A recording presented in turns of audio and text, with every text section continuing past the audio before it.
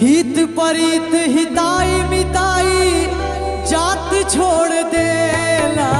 हित परित हिताई मिताई जात छोड़ देला। जब समय होला कमजोर,